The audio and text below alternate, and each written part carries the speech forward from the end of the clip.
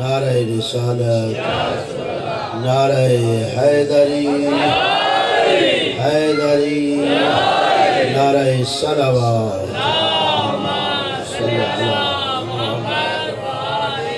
اپنی اس عبادت کی قبولیت کے لیے بلند آواز سے صلوات پڑھیے۔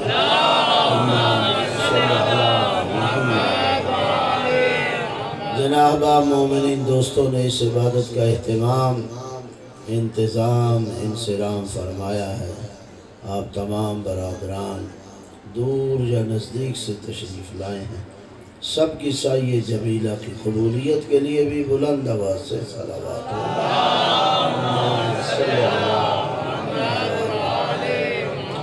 اپنے اپنے مرحومین کی مغفرت و بخشش کے لیے، تمام تر مریضوں کی شفا یابی کے لیے اور اپنی اپنی حاجات کی برابری کے لیے بھی بلند آواز سے صلوات ہو۔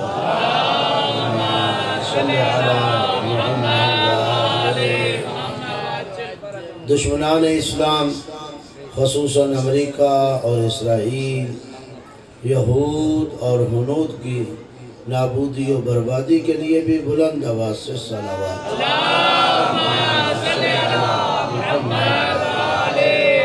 علماء اعلام، مراجع اسلام، رہبر معظم، قائد ملت جعفریہ اور امام زمانہ کی صحت و تندرستی، سلامتی، عافیت، آپ کے تاجیل ظہور کے لیے بھی بلند آواز سے صلوات۔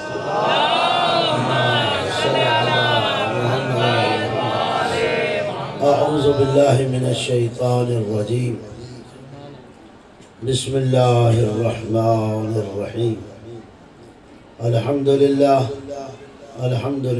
رب العالمین والعاقبۃ للمتقین وجنت للموحدین المؤمنین المطیعین العارفین الکاملین، والنار للمعاندین المخالفین المخاصمین المنکرین العاصین الحاسدین، ثم الصلاة والسلام على انبیائہ والمرسلین، خصوصاً سید الاولین والآخرین، سید العرب والعجم، سیدنا نبینا شفیع ذنوبنا حبیب قلوبنا طبیب نفوسنا ابی القاسم محمد صلی اللہ وعلى آل بیتہ الطیبین الطاہرین المعصومین المنتخبین المنتجبین، من یومنا ھذا الى یوم الدین وبعد یوم الدین، ولعنۃ الدائمۃ الابدیہ على اعدائهم ملعونین اجمعین، من اول یوم العداوۃ الى یوم الآخر وبعد یوم الآخر، اما بعد، فقد قال رسول اللہ صلی اللہ علیہ وآلہ وسلم، ان الحسین مصباح الہدی والسفینۃ النجاۃ۔ صلوات پڑھیے بحق محمد۔ نہیں ذرا بلند آواز سے ماشاءاللہ کافی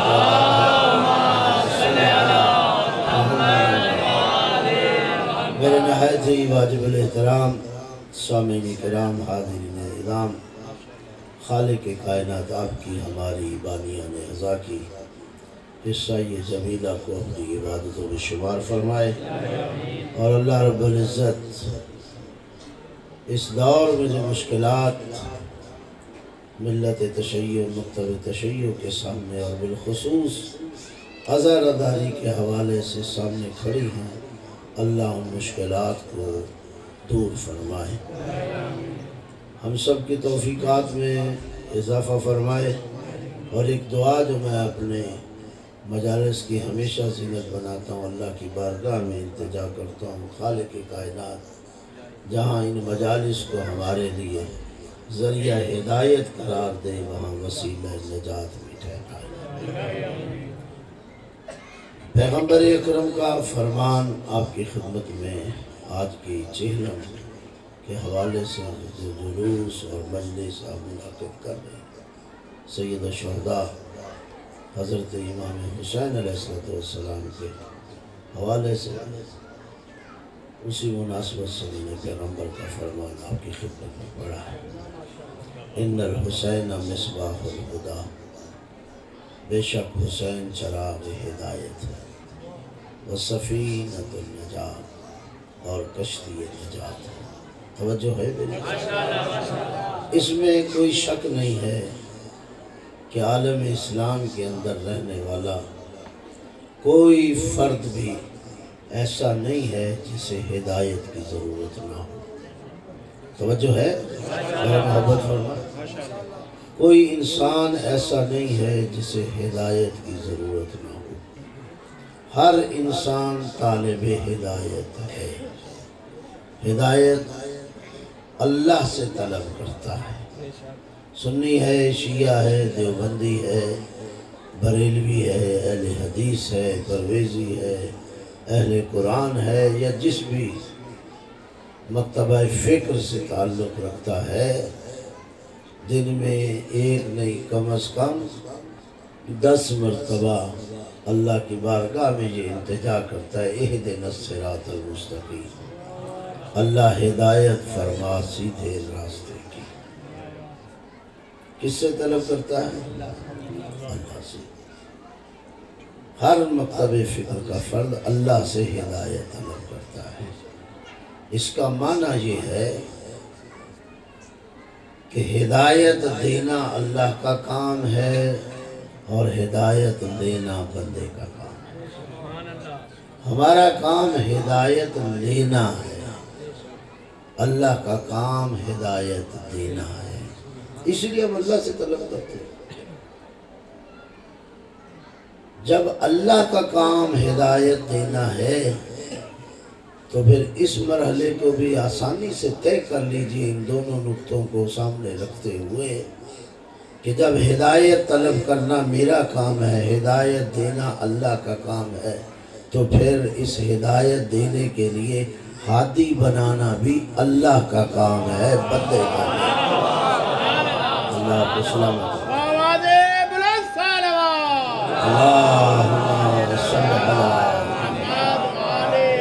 میں سمجھتا ہوں کہ اگر اس نقطے پہ ابتدائے اسلام میں ہی اکٹھ ہو جاتا، مسلمان جمع ہو جاتے، کوئی مشکل نہیں تھی اس بات پہ، تو آج اسلام کا یہ حال نہ ہوتا۔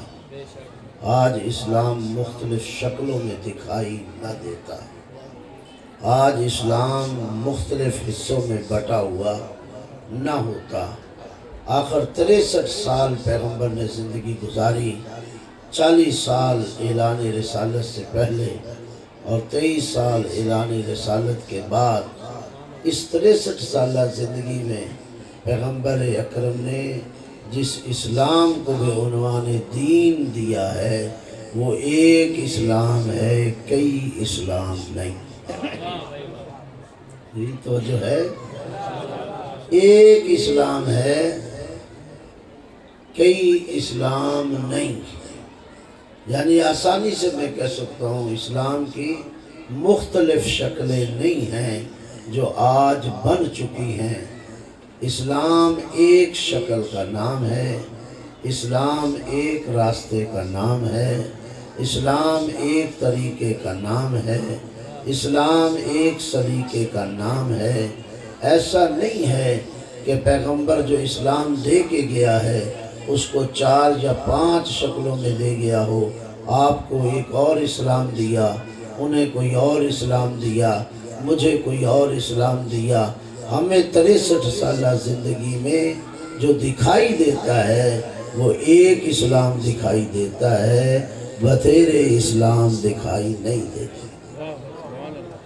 ایک تو یہ منزل بھی طے کرنا چاہیے. محبت فرمائے میرے ساتھ. میں ٹکڑوں میں چند باتیں کرنا چاہتا ہوں تاکہ آسانی سے میرے دوستوں تک پہنچ جائے. اسلام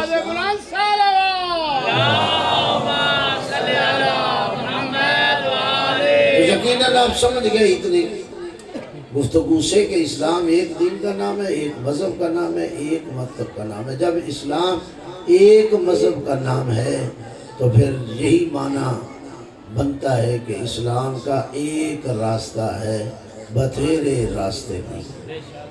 اسلام ایک راستے کا نام ہے اور مسلمان طلب بھی ایک راستہ کرتا ہے. اہدنا الصراط المستقیم، اللہ سیدھے راستے کی ہدایت فرما. جب بہت سے راستے ہوں تو ان میں ایک ہی راستہ سیدھا ہوتا ہے. توجہ ہے یہ نہیں؟ سارے راستے سیدھے نہیں ہوتے. جائیے آپ ایک نقطہ لگا لیجیے اور خط کھینچتے جائیے تو ایک خط سیدھا ہوگا، باقی خط سیدھے نہیں ہوں گے.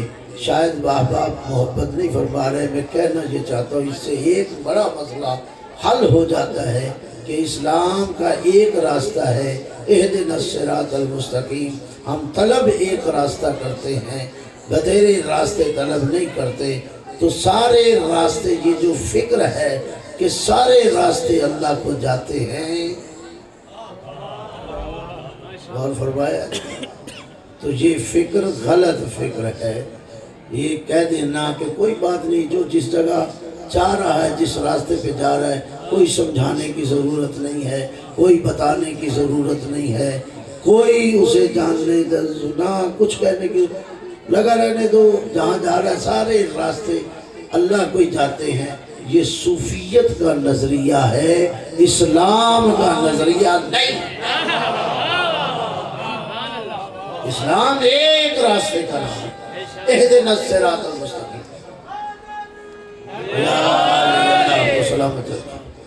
یہ کہنا کہ سارے راستے اسلام کو جاتے ہیں، یہ غلط فکر ہے. یہ در حقیقت یہ بات ذہنوں میں بٹھا کر لوگوں کو اسلام سے دور کرنے کی ایک مذموم کوشش ہے، تاکہ وہ جو جہاں کھڑا ہے، جس راستے پہ جا رہا ہے، اسے جانے دیا جائے تاکہ حقیقی اسلام کا اسے پتہ ہی نہ چلے. بھائی جب پیغمبر نے ایک اسلام دیا ہے، اس کا راستہ ایک ہے، تو پھر ذمہ داری یہی بنتی ہے کہ آج جو مجھے بنام اسلام مختلف راستے دکھائی دیتے ہیں، میں ان راستوں میں سے میری حقیقی ذمہ داری یہ ہے کہ میں اس حقیقی راستے کو تلاش کروں جو حقیقی اسلام کو جاتا ہے. اسی لئے کہا وَمَن يَبْتَغِ غَيْرَ الْإِسْلَامَ دِينًا فَلَن يُقْبَلَ مِنْهُ وَهُوَ فِي الْآخِرَةِ مِنَ الْخَاسِرِينَ. یاد رکھو، جس نے بھی بنام اسلام کسی شے کو لیا، اللہ کہتا ہے وَلَن يُقْبَلَ مِنْهُ، میں اس کا وہ اسلام قبول کرنے والا نہیں.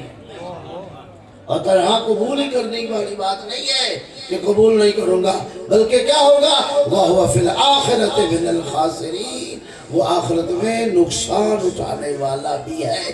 تو ذمہ داری بنتی ہے، شیعہ کی بھی ذمہ داری بنتی ہے، سنی کی بھی ذمہ داری بنتی ہے، بریلوی کی بھی ذمہ داری بنتی ہے، اہل حدیث کی بھی ذمہ داری بنتی ہے، دیوبندی کی بھی ذمہ داری بنتی ہے، اہل قرآن کی بھی ذمہ داری بنتی ہے، پرویزیے کی بھی ذمہ داری بنتی ہے.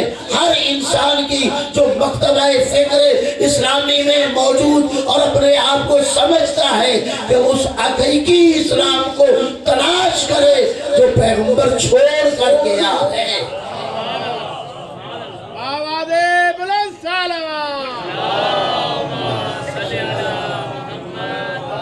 یہ کوئی کمال نہیں ہے کہ میں جس گھر میں پیدا ہو گیا میرا مذہب وہی ہے، میرا مسلک وہی ہے. میں شیعہ گھر میں پیدا ہو گیا تو شیعہ، میں دیوبندی گھر میں پیدا ہو گیا دیوبندی، میں بریلوی گھر میں پیدا ہو گیا بریلوی، میں اہل حدیث گھر میں پیدا ہو گیا تو اہل حدیث۔ شکر کر تو مسلمان گھر میں پیدا ہو گیا، واللہ تیری عادت فطرت تو یہی ہے نا، تیری عادت یہی ہے۔ تو اگر تو سکھ گھر میں پیدا ہوتا پھر، ہندو گھر میں پیدا ہوتا تو پھر کیا ذمہ داری نہیں ہے؟ جس کا کلمہ پڑھتا ہے اس کا راستہ بھی تلاش کرے، جس قرآن کو پڑھتا ہے ذمہ داری نہیں ہے اس قرآن کو سمجھ کے پڑھنا، وہ قرآن تجھے کہاں لے جانا چاہتا ہے۔ توجہ ہے کہ نہیں؟ یہ جو کتاب ہدایت ہے، ابھی ہم نے ابتدا میں یہی بات کی ہے، ہمیں ہدایت کی ضرورت ہے۔ تو اللہ نے اس کتاب کو کس لیے بھیجا ہے؟ میں بڑی تیزی سے سفر کرنا چاہتا ہوں تاکہ منازل طے کرنی ہے۔ اللہ نے اس کتاب کو کس کے لیے بھیجا ہے؟ ہدایت کے لیے بھیجا ہے۔ تو اس کتاب سے ہدایت طلب کرنا، فقط تلاوت کر کے اسے نہ چھوڑ دے، فقط قسمیں اٹھانے کے لیے اسے اختیار نہ کر، اس سے ہدایت طلب کر۔ یہ قرآن کتاب ہدایت ہے، ہاں البتہ ہدن للمتقین۔ یہ کس کے لیے ہدایت ہے؟ متقین کے لیے۔ ھذا بیان للناس، یہ ہے تو تمام انسانوں کے لیے، ذکر تذکرہ ہے تمام لوگوں کے لیے، ھذا بیان للناس، لیکن کیا ہے؟ ہدن و موعظۃ للمتقین، لیکن اس کا مقام ہدایت اور مقام موعظہ جو ہے وہ متقین کا ہے۔ متقی بنو گے تو اس کتاب سے ہدایت مل جائے گی۔ تو متقی اس کو تو نہیں نہ کہتے کہ نہ حلال دیکھے نہ حرام دیکھے، نہ جائز دیکھے نہ ناجائز دیکھے، جو چیز بھی بنا میں اسلام مل گئی اسے اسلام سمجھ کے لے لیا۔ جب تو قبر میں جائے گا اور پتہ چلے گا جس پہ کھڑا تھا، جس پہ چل رہا تھا، وہ نہیں تھا، تو پھر تو واپسی کا راستہ نہیں ہے نا، پھر تو پلٹنے کا راستہ نہیں ہے۔ ہمارا یہ شہر، یہ جام پور رجائش جیسے شہر، میں خود بھی بنیادی طور پہ ملتان کا ہوں، میں جانتا ہوں، اگرچہ اب سیالکوٹ میں 30 سال ہو گئے مجھے رہتے ہوئے، چلا گیا قسمت لے گئی، لیکن ہمارے ہاں آج بھی کہیں گھڑے وڑے چلتے ہوں گے، کنالیاں شنالیاں چلتی ہوں گی، ہنڈیاں وغیرہ چلتی ہوں گی۔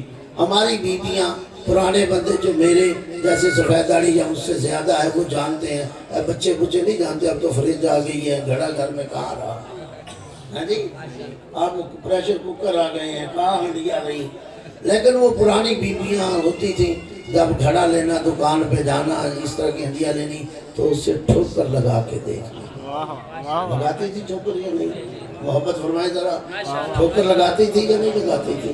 کیوں ٹھوکر لگاتی تھی؟ جو جانتے ہیں وہ مجھے بتائیں، کیوں ٹھوکر لگاتی تھی؟ تاکہ پتہ چل جائے یہ کچا ہے یہ پکا ہے، کہیں ٹوٹا تو نہیں ہے، کہیں کل کو میں دھوکہ نہ کھا جاؤں۔ عجیب بات ہے، آج ہماری بیوی کو بھی یہ عقل ہے، جس گھڑے نے زیادہ دیر نہیں چلنا اس گھڑے کو بھی ٹھوک بجا کے لیتی ہیں، مگر اسلام کے لیے اتنی بھی سوچ نہیں ہے کہ جو چیز میرے پاس پہنچ رہی ہے بنا میں اسلام، اسے ذرا ٹھوک بجا کے دیکھ تو لوں۔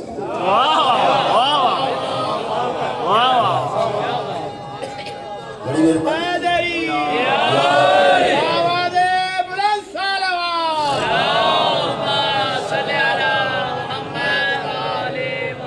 میں سب کے لیے باتیں کرتا ہوں،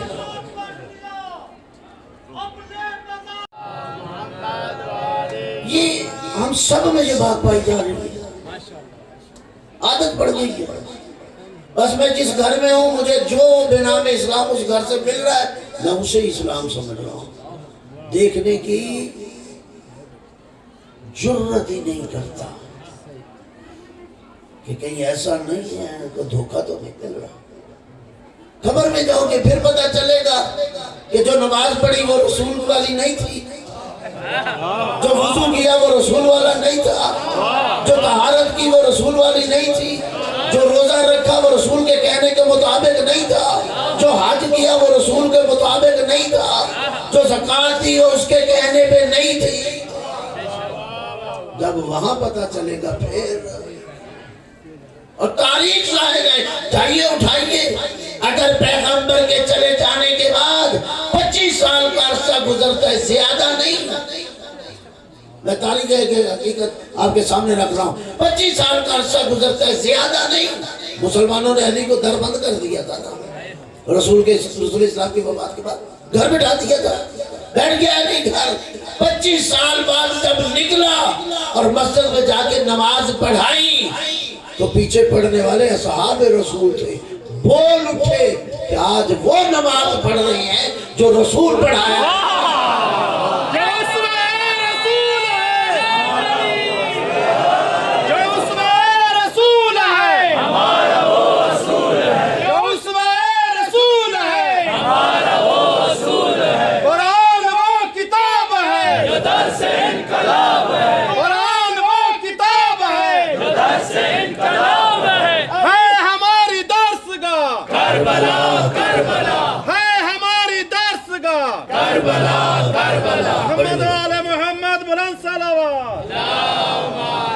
عجیب بات ہے.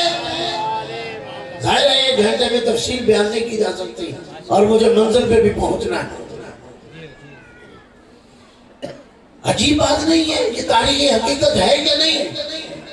اگر 25 سال کوئی زیادہ عرصہ نہیں، 25 سال میں رسول کی نماز بدل دی گئی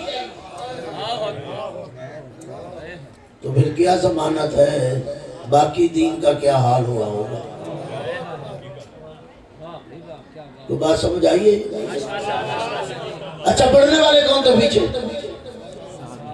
اصحاب تھے نا. وہ کہہ رہے تھے آج وہ پڑھی ہے جو رسول پڑھایا کرتے تھے. لفظوں سے ظاہر ہے یہ وہ لوگ تھے جو رسول کے پیچھے نماز پڑھتے تھے. میں ایک بات کہوں گا صاحبان فکر کے لیے، زیادہ اس کو نہیں کھولنے کے. یعنی یہ کہنے والے بتا رہے ہیں نا، پتہ چل رہا ہے نا کہ وہ نماز پڑھی جو رسول پڑھایا کرتے تھے. تو پتہ چلا یہ وہ لوگ ہیں جو رسول سے کی پیچھے نماز پڑھتے تھے. تو جو پیچھے کھڑے ہو کر پڑھتے تھے وہ کافر تھے، وہ مشرک تھے، مسلمان تھے نا، صحابی تھے. تو پھر مجھے بتائیے جو صحابی تھے اور رسول کے پیچھے نماز پڑھتے تھے، آج علی کے پیچھے 25 سال بعد پڑھی تو کہہ اٹھے، بول اٹھے وہ نماز پڑھی جو رسول پڑھایا کرتے تھے. تو پھر ان کی جرتیں کدھر گئی تھی؟ کوئی بات سمجھیے، سمجھ آئی ہے کہ نہیں؟ کہاں گئی تھی جرت؟ کیوں رہے 25 سال خاموش؟ کیوں نہیں بولے؟ کیوں نہیں کیا احتجاج؟ اور ہے یعنی واقعہ تو آپ سارے سنتے رہتے ہیں اور عرصے سے سن رہے ہیں. نسل در نسل سنتے ہیں. لیکن سوال پیدا ہوتا ہے جتنے بھی تھے، 1 تھے، 2 تھے، 4 تھے، 10 تھے، کیوں رہے خاموش؟ کیوں نہیں بولے؟ کیوں نہیں آواز اٹھائی؟ یا لالچ تھا یا خوف تھا؟ یا لالچ تھا یا خوف تھا؟ تیسری شے نہیں تھی. تو پتہ چلا ایسے لوگ تھے جن میں یہ جرت نہیں تھی، یا لالچ کی وجہ سے یا خوف کی وجہ سے کہ پیغمبر کے نماز اور وضو اور ان چیزوں کو بتا سکے، خاموش تھے. تو انہی میں کچھ ایسے بھی تھے جو بولتے تھے.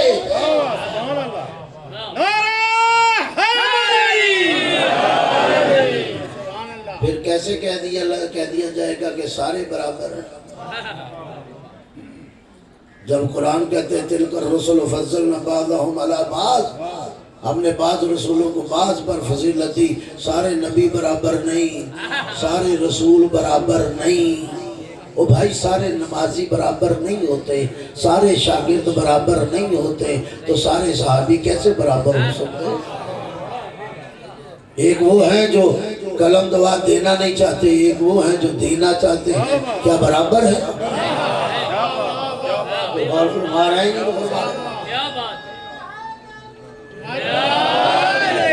تو ٹھوک بجاؤ نا، یہ سلسلہ ختم ہو سکتا ہے، یہ چیز ختم ہو سکتی ہے۔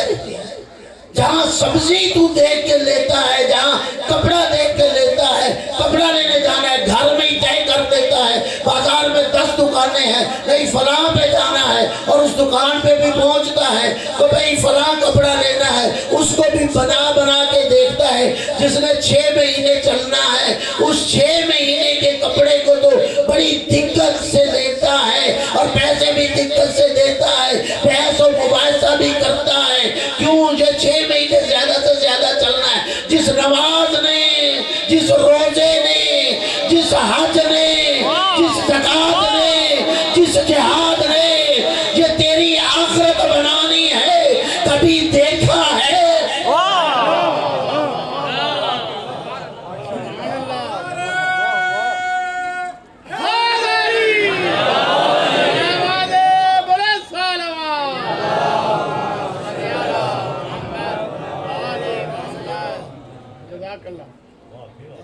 تو جب حالات اتنی جلدی بدل سکتے ہیں اور بدلتے ہیں، میں اب آپ سے سوال کرنا چاہتا ہوں، سب دوستوں سے، چاہے شیعہ چاہے سنی ہے، جو بھی دوست آپ بیٹھے ہیں، آپ سے ایک سوال، اور سوال یہ ہے،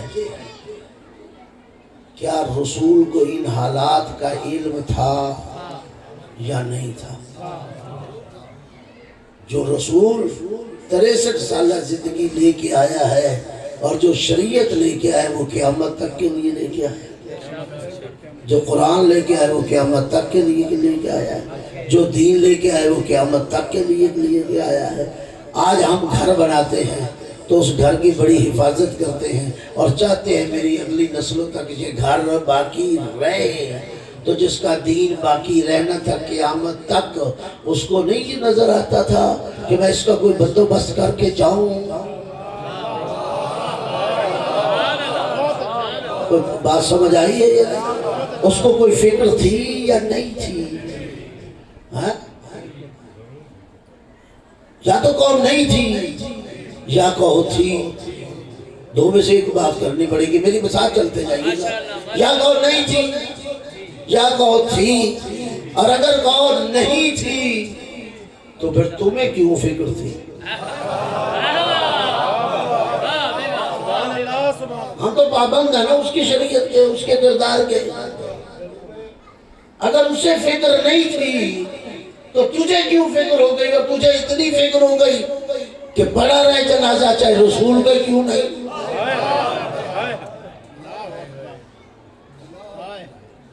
نہیں غور فرمایا؟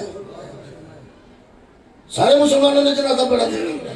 سوچو نا ذرا، عجیب بات ہے، آج کوئی 10 نمبریہ یہاں مر جائے، چاہے ساری زندگی اسے اچھا نہیں سمجھا، اسے بلایا نہیں، لیکن جب مر جائے تو کہتے ہیں یار مسلمان تھا، کلمہ پڑھتا تھا، کم از کم جنازے پہ تو چلے جاؤ۔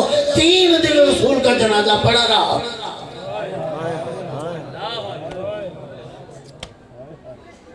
چھوڑ کے چلے گئے۔ اور آج بھی کہتے ہیں اس لیے کہ فکر تھی اسلام کی، فکر تھی شریعت کی، فکر تھی نظام کی۔ کیوں؟ یہ شریعت، یہ نظام، یہ قرآن بغیر بندوبست کے نہیں چل سکتا۔ کوئی بندوبست کرنا ہے، کوئی ایسا فرد مقرر کرنا ہے جو اس پورے نظام کو لے کے چلے۔ تجھے فکر ہے قرآن کو لے کے چلے، شریعت کو لے کے چلے، اگر لے کے چلنے کی تجھے فکر ہے تو کل نعرہ کیوں لگایا تھا حسبنا کتاب اللہ؟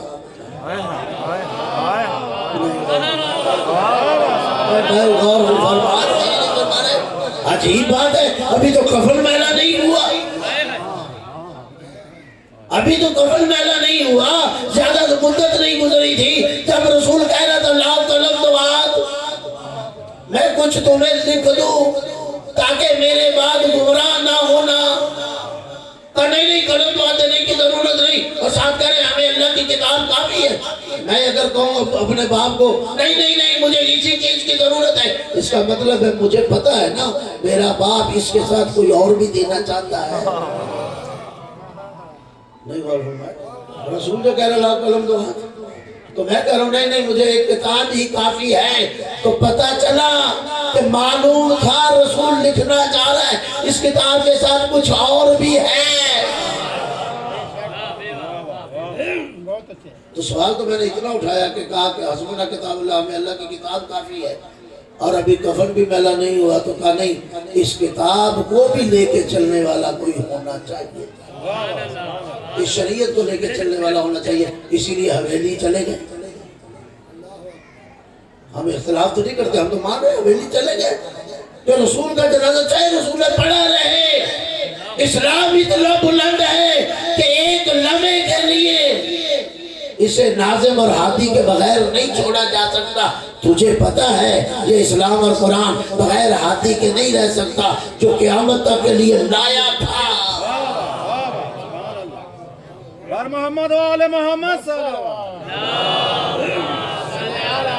اسی لیے وہ کہہ رہا تھا اتنی تاریخ و فیکم مستقلین کتاب اللہ و عطرتی آل بیتی ما ان تمسکتم بہما لن تضلوا بعدی۔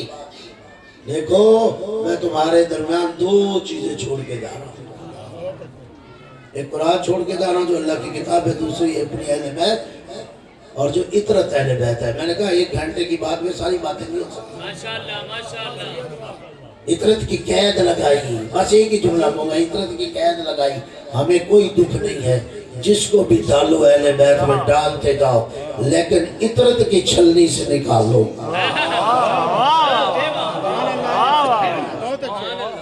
میں بات سمجھ آئی ہے، میں آگے چلتا ہوں۔ پیغمبر جانتا تھا کل کس کس کو اہل بیت میں ڈالیں گے، ہمیں کوئی تکلیف نہیں، لیکن عطرت کی چھلنی سے نکالنا پڑے گا۔ ہم اس اہل بیت کو اہل بیت سمجھیں گے جن پہ عطرت کا لفظ صادق آئے گا۔ پاکیزہ اہل بیت۔ میں تمہارے درمیان دو چیزیں چھوڑ رہا ہوں، کہو نا رسول کیوں دو چھوڑ رہا ہے؟ ایک چھوڑ دے، جب رسول رسول ہو کر سمجھتا ہے ایک کافی نہیں، تو امتی ہو کر کہہ رہا ہے ایک کافی نہیں، عجیب بات ہے، توجہ ہے کیا نہیں؟ اچھا اللہ سے پوچھو، اللہ کیا کہتا ہے؟ قد جاءکم من اللہ نور و کتاب مبین، میری طرف سے تمہارے پاس دو چیزیں آ گئی، ایک اللہ کہتا ہے میری کتاب، اور دوسرا نور۔ رسول آیا نا، قرآن آیا، تو اللہ نے قرآن اور رسول کو بھیجا، رسول نے قرآن اور اہل بیت کو چھوڑا۔ نہیں غور ہو پایا؟ اللہ نے قرآن اور رسول کو بھیجا، رسول نے قرآن اور اہل بیت کو چھوڑا۔ اللہ اللہ ہو کر کہہ رہے ہیں ایک کافی نہیں، رسول رسول اللہ ہو کر کہہ رہے ہیں ایک کافی نہیں، تو پتہ چلا اللہ اور رسول دونوں کا مل کر فیصلہ ہے ایک کافی نہیں۔ تو اب بتا اللہ رسول کی مانے یا تیری مانے؟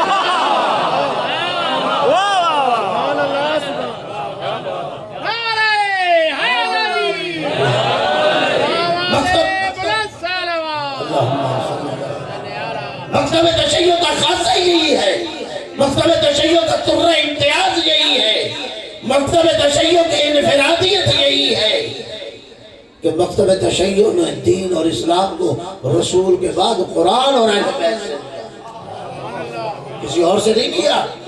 ہم کسی کی عظمت کا انکار نہیں کرتے، کسی کی بے احترامی نہیں کرتے، لیکن فرق یہی ہے ہم سب کے احترام کے قائل ہیں، لیکن رسول کے بعد سب سے زیادہ محترم جسے سمجھتے ہیں وہ اہل بیت کو سمجھتے ہیں۔ یہی ہمارا توڑنا امتیاز ہے، یہی ہماری انفرادیت ہے۔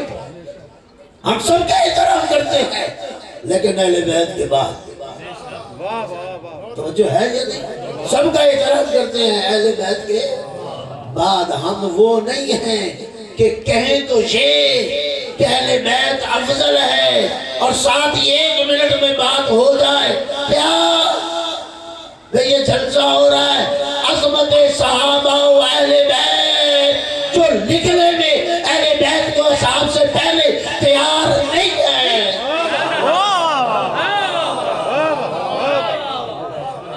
غور فرمایا یا نہیں فرمایا؟ دس لوگ پوچھو، لیکن ہم اہل بیت کو سب سے افضل مانتے ہیں رسول کے بعد، اصحاب سے بھی۔ اور بھئی یہی تو فرق ہے ہم میں ہماری زبانیں جب بھی چلتی ہیں اہل بیت کا ذکر پہلے کرتی ہیں، ان کا نام پہلے رکھتی ہیں، اصحاب کا نام بعد میں رکھتی ہیں۔ آپ جب بھی بات کرتے ہو اہل بیت کو بعد میں اور اصحاب کو پہلے۔ جاؤ اشتہار دیکھ لو۔ ایک مولانا میرے پاس آ گئے، محرم سے چند دن پہلے کی بات ہے، میرے علاقے کے وہ بھی اس مسجد کے خطیب تھے، میری ان کے ساتھ دوستی۔ کہتے ہیں سبزواری صاحب آپ لوگ بڑا غلط کرتے ہیں۔ میں نے کہا کیا؟ آپ کہتے ہو جی ہم اہل بیت کو نہیں مانتے، ان کی عظمت کے قائل نہیں، اہل حدیث ہے میرے دوست ہے۔ میں نے کہا بہتر ہے بات نہ کریں آپ اس پہ، کوئی اور بات کریں۔ کہتے نہیں نہیں آج یہ مسئلہ تو چل کریں۔ میں نے کہا آپ اس کے قائل ہیں اہل بیت افضل ہیں؟ اصحاب سے کہا جی بالکل قائل ہیں۔ میں نے کہا پھر عمل کیوں نہیں کرتے؟ کہتے ہم عمل کرتے۔ میں نے کہا یہ اشتہار جو آپ کا لگا ہوا ہے ابھی، اس اشتہار کے عنوان کو پڑھو، یعنی اس حد تک تباہ کو معاف کر دیا ہے کہ سوچنے کے لیے بھی تیار نہیں۔ مولانا جب میں نے بات کی ادھر وہ کر رہے تھے، میں نے کہا اپنے اشتہار کو پڑھو۔ کا کیا اشتہار ہے؟ میں نے کہا یہ کس کانفرنس کی بات کرتے ہیں؟ کہا میں نے کہا اہل بیت کا نام بعد میں نہیں لکھا، اصحاب کا نام بعد میں؟ ہاں جی لکھا ہے۔ تو پھر ابھی کہہ رہے تھے اہل بیت پہلے ہیں اصحاب بعد میں ہے، تو لکھا تم نے بعد میں ہے۔ سچ بتا کے رہ گیا، کہا آپ نے سچ کہا۔ یہ تو حال ہے، کبھی ہمیں بدلتا دکھاؤ۔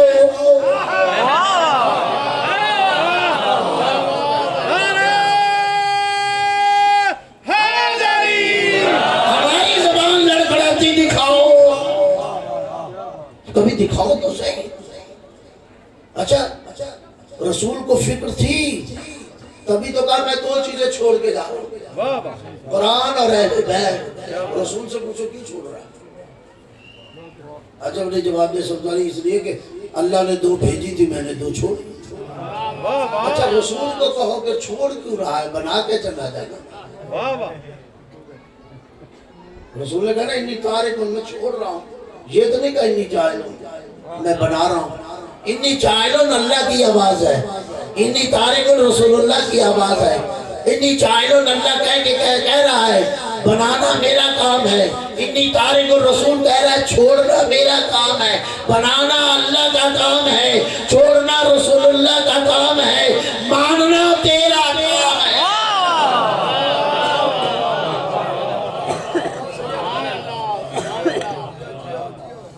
جو بنانا رسول کا کام بھی نہیں ہے، اگر بنانا رسول کے اختیار میں ہوتا تو کیوں کہتا ہے ابن طارق کو؟ وہ کہہ رہا ہے میں چھوڑ رہا ہوں، اللہ کہہ رہا ہے میں بنا رہا ہوں۔ اللہ کہہ کے بتا رہا ہے بنانا میرا کام ہے، رسول چھوڑ کے بتا رہا ہے چھوڑنا میرا کام ہے، بنانا میرا کام نہیں۔ جب رسول کا کام بنانا نہیں ہے تو امتی کا کام بنانا کیسے؟ توجہ ہے کہ اللہ کو رسول چھوڑ کے جا رہا ہے۔ اچھا ایک اور اندر سے ملے گی، اللہ بنا رہا ہے، رسول چھوڑ کے جا رہا ہے۔ بنایا اسے جاتا ہے جس کا وجود پہلے نہ ہو، چھوڑا اسے جاتا ہے جس کا وجود پہلے ہو۔ اللہ بنا رہا ہے جن کا وجود پہلے نہیں تھا اب بنا رہا ہے۔ رسول جنہیں چھوڑ کے جا رہا ہے ان کا وجود پہلے تھا۔ امت حویلی میں جسے بنا رہی ان کا وجود پہلے۔ توجہ ہے جنہیں غور فرما رہا ہے؟ یار ٹھوک بجا لو نا، بجاؤ کوئی اتنے کی چوٹ تو لگاؤ نا، پتہ تو چلے کہ یہ کہ اسلام میرے پاس آیا پکا اسلام ہے یا کچا؟ کہیں دھوکہ تو نہیں ہے؟ دیکھو بنا کے رسول دو چیزیں چھوڑ رہا ہے، قرآن اور اہل بیت، اور چھوڑنے کی ضرورت تھی اس لیے کہ تب اللہ نے دو بھیجی تھی، رسول بھی دو چھوڑ کے جا رہا ہے۔ اللہ تو کہتا ہے ایک بھیجی، اللہ نے ایک نہیں بھیجی بلکہ دو بھیجی۔ اور عجیب ہے جسے حسبنا کتاب اللہ کہا جا رہا ہے، اللہ کی کتاب کافی ہے، وہ بعد میں آئی، رسول 40 سال پہلے آیا۔ پہلے آیا یا نہیں آیا؟ رسول تو 40 سال بغیر کتاب کے رہا، لیکن کتاب ایک لمحہ بھی بغیر رسول کے نہیں رہی۔ نہیں آپ نے غور نہیں، رسول 40 سال اس کتاب کے بغیر رہا۔ اب تفصیل نہ پوچھئے گا، 40 سال اس کتاب کے بغیر رہا، لیکن کتاب ایک لمحہ بھی رسول کے بغیر تو جو ایک لمحہ رسول کے بغیر نہیں رہتی تو ماں بعد رسول وہ کیسے رہ سکتے؟ نہیں ابھی بھی نہیں سمجھے، میں مسئلہ واضح کر دیتا ہوں، نہیں سمجھے تو میں سمجھتا ہوں بھئی یہ قرآن آیا نا، آیا قرآن، کب آیا؟ 40 سال بعد۔ رسول کہاں آیا؟ رسول کے دل پر، تفصیلات چھوڑ دی، آیا دل پر۔ پوچھئے یا رسول اللہ اس قرآن کو کہیں اور کیوں نہیں اتار دیا؟ چلو پہاڑ پر اتار دیں، لیکن عجب نے آواز ہے سبزواری، قرآن پہاڑ پر نہیں اترتا، پہاڑ متحمل نہیں ہے، اس لیے کیونکہ قرآن میں اللہ نے کہہ دیا لو انزلنا ھذا القرآن علی جبل لرأیتہ خاشعا متصدعا من خشیۃ اللہ، اگر ہم اس قرآن کو پہاڑ پہ اتار دیتے تو یہ پہاڑ قرآن کا متحمل نہیں تھا۔ کوئی بات سے سمجھے اشارے سے؟ یہ پہاڑ قرآن کا متحمل نہیں تھا، اس لیے اے رسول اس قرآن کو ہم نے جبرائیل کے ذریعے تیرے دل پر اتارا، دل پر اتارا۔ تو پھر مجھے کہنے دیجئے نا، جو قرآن بغیر قلب رسول کے اترتا نہیں ہے نا، وہ بغیر قلب رسول کے رہ بھی نہیں سکتا۔ رسول کے رہ بھی نہیں، بس میں سفر سمیٹ رہا ہوں، پھر کبھی زندگی رہی۔ وہ قرآن جو بغیر قلب رسول کے نہیں اترتا، وہ بغیر قلب رسول کے نہیں رہ سکتا۔ تو شاد رکھو، یا تو کہو آج قرآن نہیں ہے، اور اگر یہ نہیں کہہ سکتے، کہتے ہو قرآن ہے، تو پھر کوئی قلب رسول بھی دکھاؤ، کوئی قلب رسول بھی ہونا چاہیے۔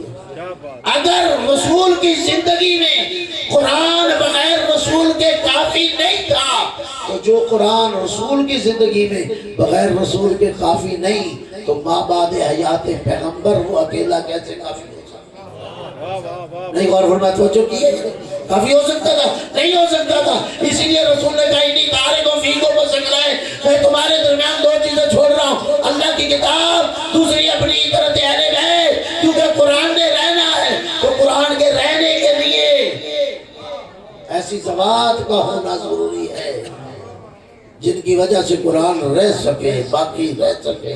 اس لیے میں اہل بیت کو چھوڑ رہا ہوں، ما ان تمسکتم بہما لن تضلوا بعدی، جب تک ان دونوں سے تمسک رکھا تم نے، میرے بعد گمراہ نہیں ہوگے۔ تو قرآن نہیں رہ سکتا، کیوں نہیں رہ سکتا؟ رسول کی زندگی میں بھی اکیلا کافی نہیں تھا، کیوں؟ اس لیے کہ قرآن کا کام ہے فقط کلیات کو بتانا، یا ویسے کہتے تعلیم، کریکٹر نہیں ہے قرآن کا۔ نہیں اگر سمجھے تو میں بات کہنا چاہتا ہوں، قرآن نماز کا حکم دے سکتا ہے، نماز پڑھا نہیں سکتا، روزے کا حکم دے سکتا ہے، روزہ رکھ کے نہیں دکھلا سکتا، حج کا حکم دے سکتا ہے، حج کر کے نہیں دکھلا سکتا۔ کسی حاجی نے دیکھا قرآن کو صفا مروہ میں کہ اس طرح صحیح کرو، طواف کرتے ہو اس طرح طواف کرو؟ نہیں، قرآن حکم دے گا، رسول پڑھ کے دکھلائے گا، قرآن حکم دے گا، رسول حج کر کے دکھائے گا۔ تو جس طرح رسول کی ضرورت تھی قرآن کے ہوتے ہوئے تاکہ قرآن حکم دے، رسول کر کے دکھلاتا جائے، ماں بعد حیات پیغمبر بھی یہی کام ہے، قرآن نماز کا حکم دے گا، اہل بیت پڑھ کے دکھلائیں گے۔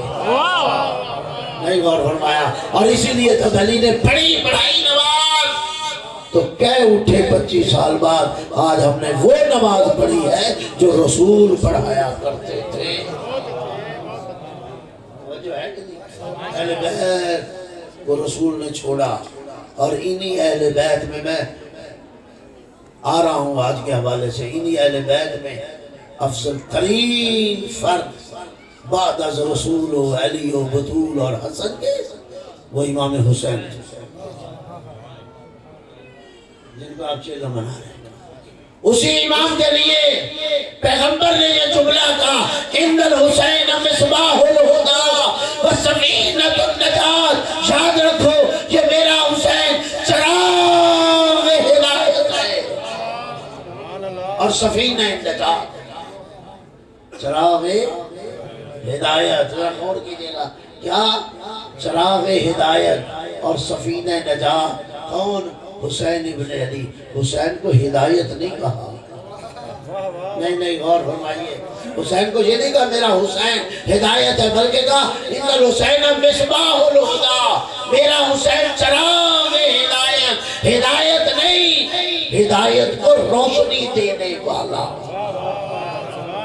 حسین کو سمجھا ہی نہیں، ہدایت خود روشنی ہے، ظلمت کو دور کرتی ہے، اندھیرے کو دور کرتی ہے، تاریکی کو دور کرتی ہے، جہالت کو دور کرتی ہے، یہ ہے نا ہدایت۔ لیکن ہدایت کو روشنی دینے والے کا نام حسین۔ اگر ابھی بھی نہیں سمجھے تو میں سمیٹ کے بات کہنا چاہتا ہوں، ان الحسین مصباح الہدی، بے شک حسین چراغ ہدایت ہے۔ اگر سمجھنا ہے تو اب ذرا لفظ کو سمجھنا، حسین چراغ ہدایت، ان الحسین مصباح الہدی، حسین ہدا مصباح الہدی، چراغ ہے ہدا کا۔ اب میں سمیٹ کے کہتا ہوں، ہدا قرآن ہدا ہے یا نہیں، رسول ہدا ہے یا نہیں؟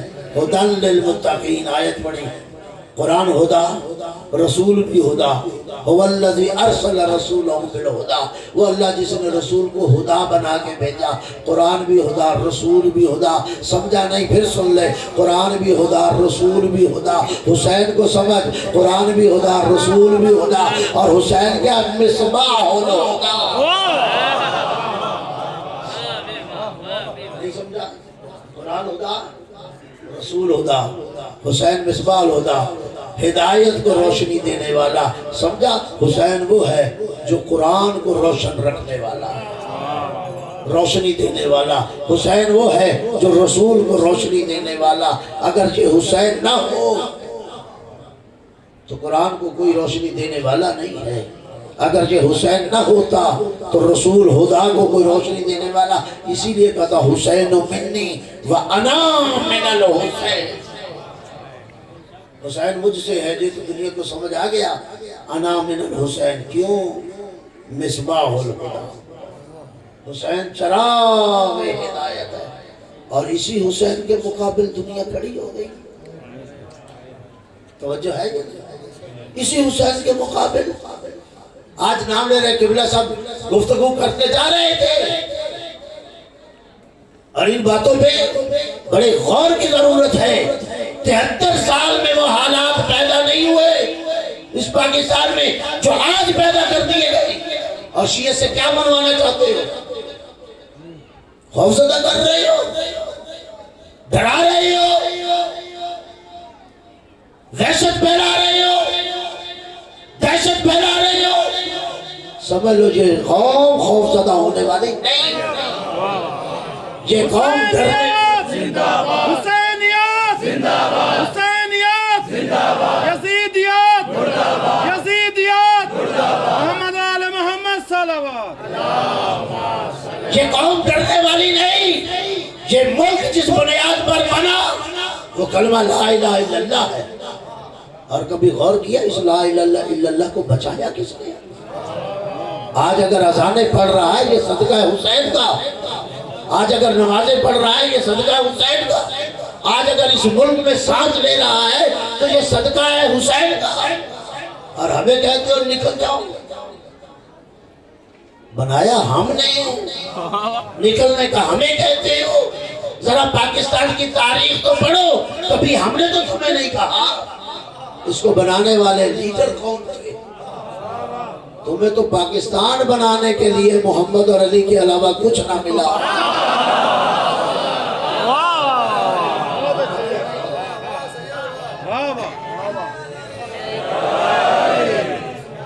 تجھے تو پاکستان بنانے کے لیے، تو اسلام بچانے کے لیے بھی محمد علی اور فاطمہ کی ضرورت ہے۔ اگر پاکستان بچانے کے لیے یہ ہے تو آج ہمیں ڈرا رہا ہے۔ ہم نے تو 14 سال، توجہ ہے، بنو امیہ کی حکومتیں اور بنو عباس کی حکومتیں نہ ڈرا سکے۔ 14 حکومتیں تھی نا، بنو امیہ بنو عباس کی 14 حکومتیں گزری، تو نہ ہم بنو امیہ سے ڈرے، نہ بنو عباس کے سے ڈرے، اور شیعہ تو آج بھی چل رہی ہے۔ کہاں گئے جنہوں نے حل چلائے تھے؟ وہ سارے متوکل اپنی بربادی کو دے مظلوم کی شان اور فتح آزادی دے، ہر جس پہ چلائے اور نہریں کھودی، آج آ کربلا میں آبادی دے۔ جو ڈائریکٹ گولیاں چلا رہا تھا ماضی قریب، کوئی زیادہ دور نہیں گزرا، کہاں گیا وہ آج؟ کربلا تو آج بھی موجود ہے، شاعر اللہ آج بھی موجود ہے، زیارات آج بھی ہو رہی ہیں۔ حسین کو مٹانے والے خود مٹ گئے، بنو امیہ کی حکومتیں مٹ گئی، بنو عباس کی حکومتیں مٹ گئی، آج پاکستان میں چند موجود ہیں ناسبی اور خارجی۔ حکومت متاثر ہوتی ہے تو ہوتی رہے، شیعوں کو نہ ڈراؤ۔ ہم 100 جنازے اٹھا کر بھی تم سے نہیں ڈرے، اور یہ تم ہم سے علی ولی اللہ چھین نہیں سکتے۔ کبھی کہتے ہو شیعہ تبرہ کرتے ہیں، تبرہ گالیاں دیتے ہیں، کس نے کہا ہے تبرہ گالیاں؟ تبرہ اظہار برات کا نام ہے، تبرہ گالی اور فوش کا نام نہیں۔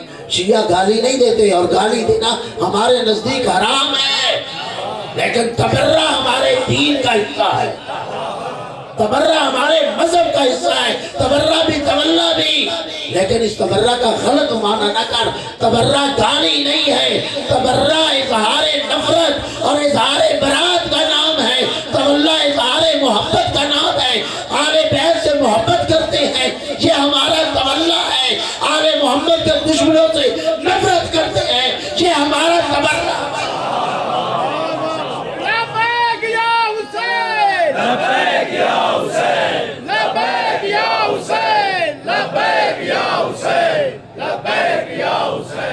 آج بل لا رہے ہو، آج کون سی چیزیں، آبادی بڑھ رہی ہے، ہم تو روز چیز رہے ہیں۔ ابھی کل ہم نے پریس کانفرنس کی 117 مطالبے رکھے ہیں۔ یہ خوف پھیلانا چاہ رہے تھے، یہ سمجھ رہے تھے شاید شیعہ ڈر جائیں گے۔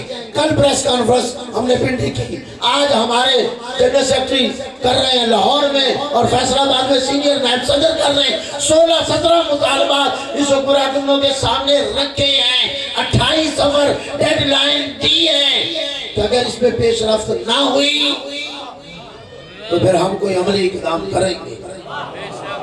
ہمیں یہ نہ ڈراؤ، ہماری اذانیں ہوں گی۔ لبیک یا حسین، لبیک یا حسین، لبیک یا حسین، لبیک یا حسین۔ ہماری اذانیں ہوں گی، ہماری نمازیں ہوں گی، ہمارے مدرسے رہیں گے، ہماری مسجدیں رہیں گی، ہماری امام بارگاہ رہیں گے، ہمارے ماتمی جلوس ہوں گے، ہماری مجلسیں ہوں گی۔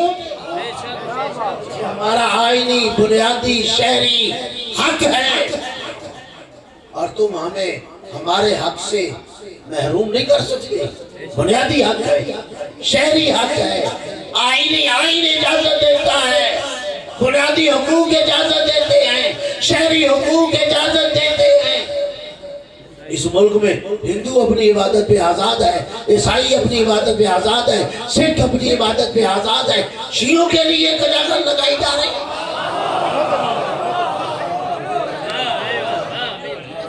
ہم تو اگلے امام بارگاہوں کا مطالبہ کر رہے ہیں، ہم تو نئے جلوسوں کا مطالبہ کر رہے ہیں، ہم نئی عزاداری کا مطالبہ کر رہے ہیں۔ کیوں؟ اس لیے کہ ہماری آبادی بڑھ رہی ہے۔ اگر آبادی بڑھنے سے تحصیلیں ضلع بن گئی، ضلع ڈویژن بن گئے، اسکول کالج بن گئے، کالج یونیورسٹیاں بن گئی، کیونکہ آبادیاں بڑی ہیں، تو تشیع کی آبادی بھی تو بڑی ہے نا، اور بڑھ رہی ہے۔ اور بڑھنے کے نتیجے میں ہمیں نئی مساجد کی ضرورت ہے یا نہیں، نئی امام بارگاہوں کی ضرورت ہے یا نہیں، نئے مدارس کی ضرورت ہے یا نہیں، نئی مجالس کی ضرورت ہے یا نہیں، نئی عزاداری کی ضرورت ہے یا نہیں، نئے جلوسوں کی ضرورت ہے یا نہیں۔ ضرورت ہے تو تم ہم سے پچھلا بھی چھیننا چاہتے ہو، ہم تو اور لیں گے۔ اور کسی کے مائی کے لال میں یہ جرأت نہیں ہے کہ تشیع سے عزاداری چھین لے۔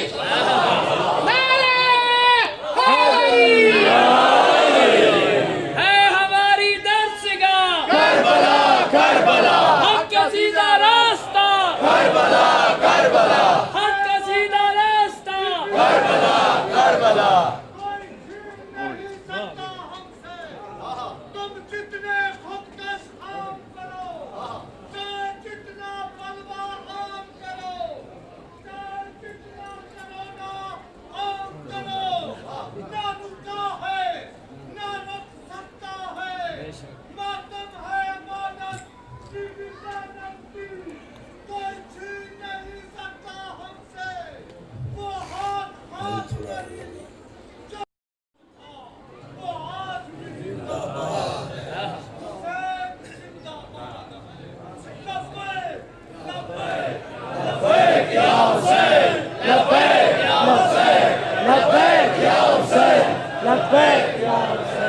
بڑی مہربانی، شکریہ شکریہ، اللہ آپ کو سلامت رکھے۔ آج ہم سے مطالبہ، آج ہمیں ڈرایا جا رہا ہے، آج ہمیں دھمکایا جا رہا ہے، کبھی ایف آئی آر کا ڈراؤ، کبھی 4 شیڈول کا ڈراؤ، کبھی جیلوں کا ڈراؤ، جاؤ جیلوں پھاڑ لو، جتنے پرچے دل چاہتے ہیں کاٹو، جتنوں کو 4 شیڈول میں ڈالنا چاہتے ہو ڈالو، یہ عزاداری رکے گی نہیں، یہ مجالس رکے گی نہیں۔ ہم سے مطالبہ ہے کہ دوسروں کے مقدسات کا احترام کریں، ہمارے مراجع کہہ رہے ہیں احترام کیا جائے، ہمارے علماء کہہ رہے ہیں احترام کیا جائے، ہماری قیادت کہہ رہی ہے احترام کیا جائے، ہم احترام کرتے ہیں، لیکن اس کا یہ تو معنی نہیں کہ ہم سے احترام کا تقاضا، لیکن ہمارے مقدسات کے لیے عجیب بات ہے۔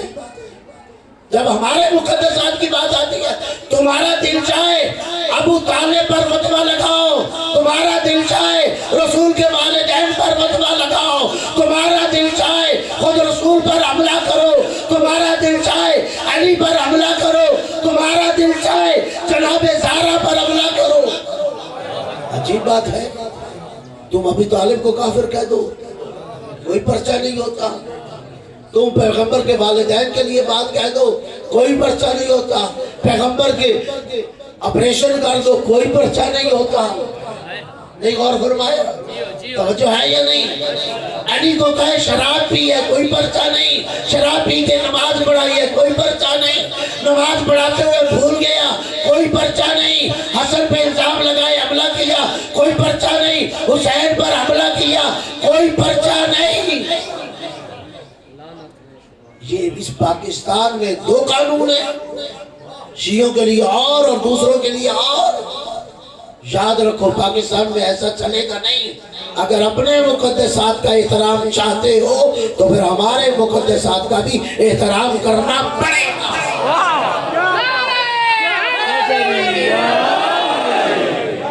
یہ شیعوں کو کافر کہنا چھوڑو، یہ شیعوں کو مشرک کہنا چھوڑو۔ کہاں سے شیعہ کافر نظر آ گئے؟ بلکہ شیعہ اگر ناراض نہ ہو تو میں بات کروں، مجبوری ہے یہ جملہ کہنا، اور یہ بھی احترام کی وجہ سے جملہ ہے کہ شیعہ اسلام کی اعلیٰ اور ارفع ترین شکل ہے، اسلام کا نورانی چہرہ ہے۔ میں کسی بھی حملہ نہیں کر رہا، اپنی شیعت بتا رہا ہوں، اور یہ شیعت اتنی پاک و پاکیزہ ہے کہ اس میں کہیں دور بھی شرک نہیں، کہیں دور بھی کفر نہیں۔ ہماری تو اذانیں گواہ ہیں، ہمارے تو کلمے گواہ ہیں، ہمارا پورا مذہب ہماری اذان میں ہے، ہمارا پورا دین ہمارے کلمے میں ہے یا نہیں؟ اور کریے ہے یا نہیں؟ ہم اذان دیتے کیا کرتے ہیں؟ اللہ اکبر 4 مرتبہ کہا، اللہ بڑا ہے تو ہم نے کسی اور کو اللہ کہہ دیا؟ اشہد ان لا الہ الا اللہ، گواہی دی کہ اللہ کے علاوہ کوئی خدا نہیں، تو یہ ہمارا اقرار توحید نہیں؟ لا الہ الا اللہ کہا، اشہد ان محمد رسول اللہ، کہ یہ ایمان پہ رسالت نہیں؟ ہم نے لا الہ الا اللہ کہہ کے شرک کو دور کر دیا، محمد رسول اللہ کہہ کے ہم نے کفر کو دور، کبھی موقع ملا تو تفصیل کہوں گا، آپ اشاروں سے محمد رسول اللہ کہہ کے کفر کو دور کر دیا۔ اصل تکلیف جہاں ہے وہ ہمیں بھی معلوم ہے، ہمارا مذہب ہماری اذان میں موجود ہے، اشہد ان لا الہ الا اللہ، کہاں ہے شرک؟ اشہد ان محمد رسول اللہ، کہاں ہے کفر؟ ہم نے اس کے بعد کہا اشہد ان علی ولی اللہ،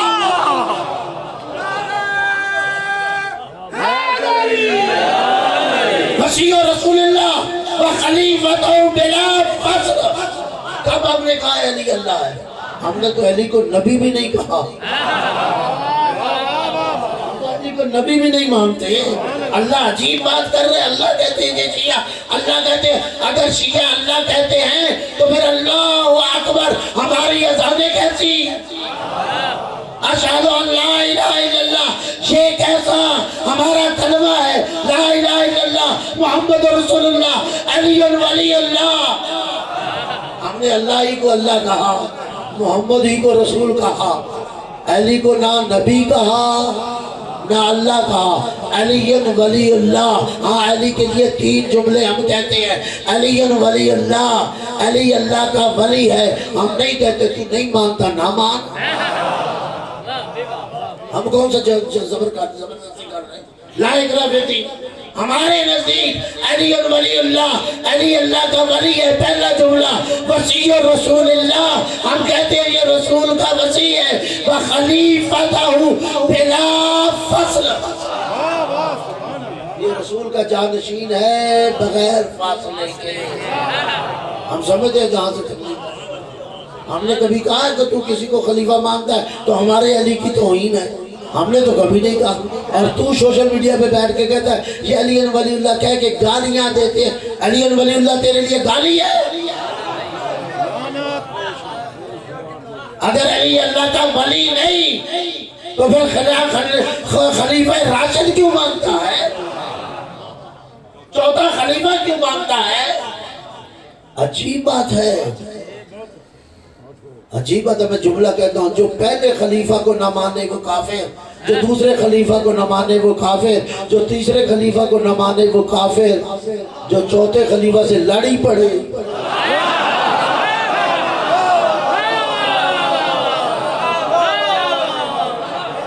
توجہ ہے کہ معیار رکھو نا, جو معیار پہلی خلافت میں تھا وہی معیار دوسری پہ بھی ہونا چاہیے, وہی معیار تیسری پہ بھی ہونا چاہیے, وہی معیار چوتھے خلیفہ پہ بھی ہونا چاہیے. یہی تو دکھ ہے. جو اللہ کے مقابل آیا تو نے اسے بھی مانا, جو رسول کے مقابل آیا تو نے اسے بھی مانا, جو علی کے مقابل آیا تو نے اسے بھی مانا, جو حسن کے مقابل آیا تو نے اسے بھی مانا, جو حسین کے مقابل آیا تو نے اسے بھی مانا. ابھی بھی نہیں سمجھا تو پھر میں کہتا ہوں, جو رسول کے ساتھ لڑا اسے بھی تو نے مانا, جو علی کے ساتھ لڑا اسے بھی تو نے مانا, جو حسن کے ساتھ لڑا اسے بھی تو نے مانا, جو حسین کے ساتھ لڑا اسے بھی تو نے مانا. ہمارا قصور یہی ہے, جو رسول کے ساتھ لڑا اسے نہیں مانا, جو علی کے ساتھ لڑا اسے نہیں مانا, جو حسن و حسین کے ساتھ لڑا اسے نہیں مانا. ہم احترام کرتے ہیں, احترام کرتے ہیں, لیکن تو منوانا کیا چاہتا ہے؟ توجہ سے میری بات سنو, منوانا کیا چاہتا ہے؟ ہم احترام کرتے ہیں, لیکن احترام کا معنی یہ تو نہیں ہے کہ جو مانتے ہیں وہ چھوڑ دیں. اور فرمائے احترام اپنی جگہ پہ, لیکن اپنا عقیدہ اپنی جگہ پہ, اپنا مذہب اپنی جگہ پہ, اپنا مسلک اپنی جگہ پہ. ہم تو میں کب کہتے تو مسلک چھوڑ دے, تو مذہب چھوڑ دے. تجھے ان کے ساتھ پیار ہے تو رہے, ہم دعا کرتے ہیں تیرا حشر بھی اسی کے ساتھ ہے.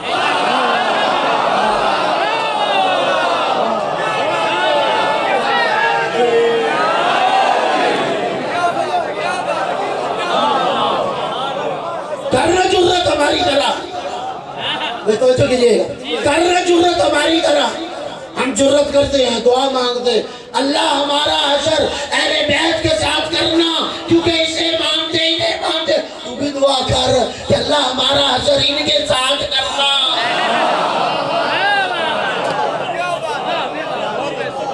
عجیب ہے, ہم حسین سے محبت کرتے ہیں, یزید سے نفرت کرتے ہیں. جو حسین سے لڑے وہ تیرا خلیفۃ المسلم, وہ امیر المومنین, اور آج کہتا ہے کم از کم اسے رحمت اللہ کہو. ہم سے یہی منوانا چاہتا ہے تو پھر سن, شیعت کے نزدیک یزید کل بھی لعنت اللہ, آج بھی لعنت اللہ. ہم کیا بتائیں؟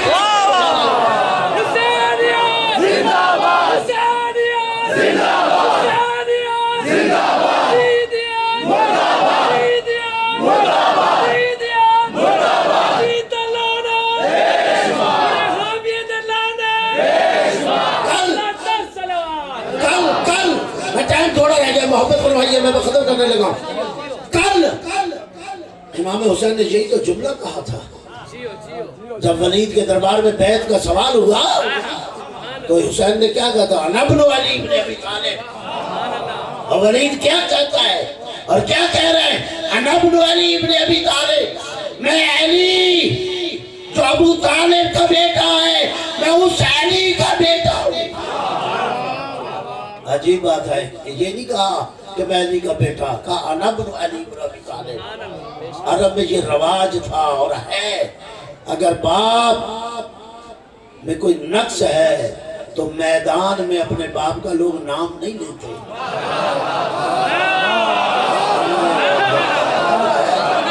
اور فرما رہے ہیں، اور حسین ولید کے دربار میں کہہ رہا ہے، اور ولید سن، اس کی بہن کی بات کر رہے ہو، انا ابن علی ابن ابی طالب، میں علی ابن ابی طالب کا بیٹا ہوں، اور یہ کہہ کے کہا مثلی جو بایا ہوں مثلا، جو علی کا بیٹا ہو اس جیسا، اس جیسے کی بہن، یعنی ماضی کی بھی نفی کر دی، حال کی بھی نفی کر دی، مستقبل کی بھی نفی کر دی، نہ ماضی میں میرے جیسا اس جیسے کے آگے جھکا، نہ میں اس کے آگے جھکوں گا، اور نہ مستقبل میں میرے جیسا اس کے جیسے کے آگے جھکے گا۔ تو ولید دیکھ نہیں رہا کس کی بیعت کا سوال کر رہا ہے؟ شارب الخمر، تارک الصلاۃ، جو حلال کو حرام کرے، جو حرام محمد کو حلال کرے، اس کی بیعت کا سوال۔ کون ہے یہ اسے پہچان، اور میں کون ہوں؟ اسے بھی پہچان، مجھے بھی پہچان، میں کون ہوں؟ اور کس سے بیعت کا سوال ہو رہا ہے؟ شاعر نے امام کے جملے اپنی زبان میں رقم کیے کہ امام نے کیا کہا؟ وہ شامی ناپاک میں سردار مدینہ، وہ شامی ناپاک میں سردار مدینہ، میں مالک فردوس وہ دوزخ کا خزینہ، میں عالم وہ جاہل، میں فاضل وہ کمینہ، وہ ایک بچہ روبا کا، میں شیر ببر وہ ہند کا پوتا ہے، ایسا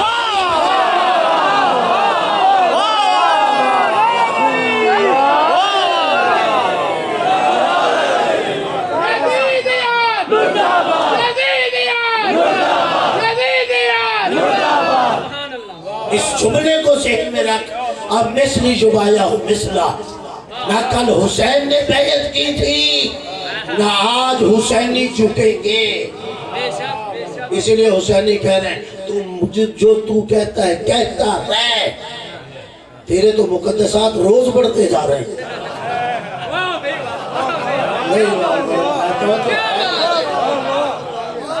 ہمارے تو نہیں بڑھے، جو کل تھے وہی آج ہیں، جو آج ہیں کل بھی وہی رہیں گے۔ اور عجیب بات ہے، اپنے مقدسات کو بھی دیکھ، ہمارے مقدسات کو بھی دیکھ، تیرے مقدسات میں یزید ہے، ہمارے مقدسات میں حسین ہے۔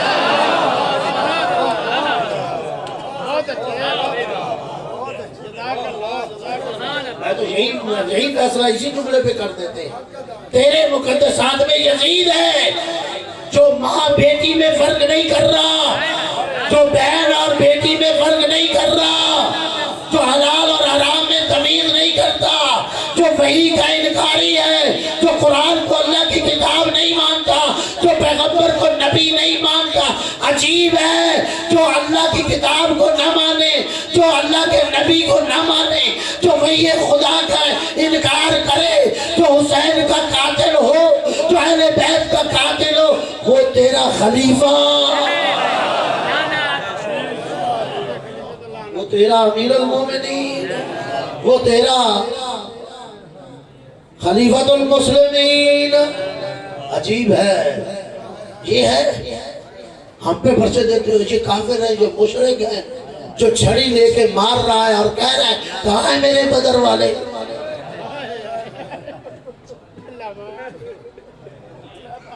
کہاں ہیں میرے احد والے؟ آئیں آج اٹھے اور دیکھیں میں نے کیسے بدلہ لیا ہے۔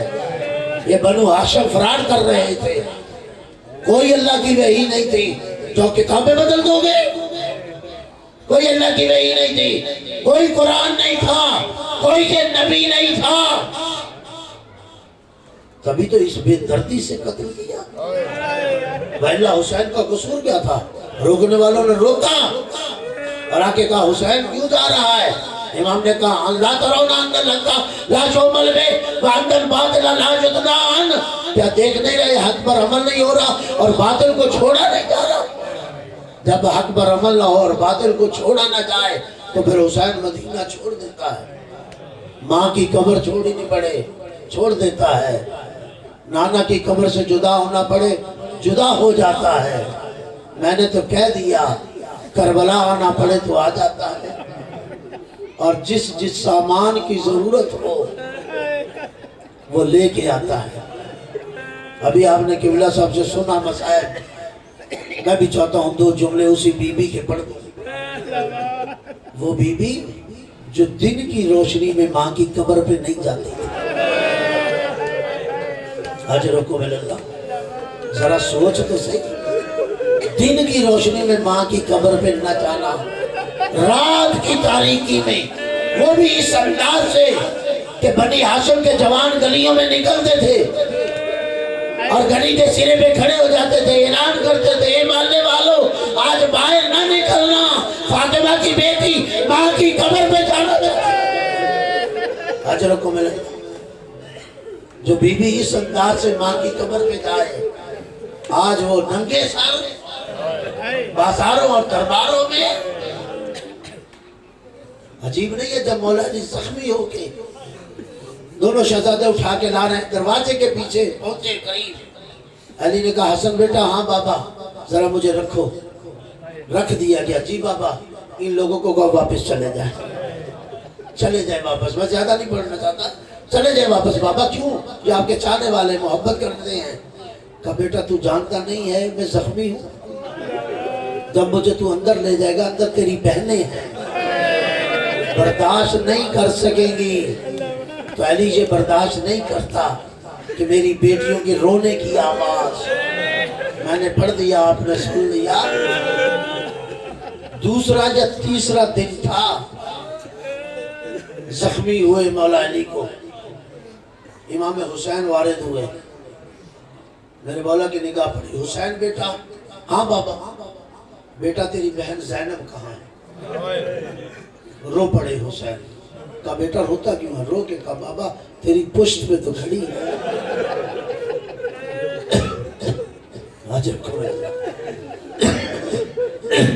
بابا تیری پشت پہ تو کھڑی ہے،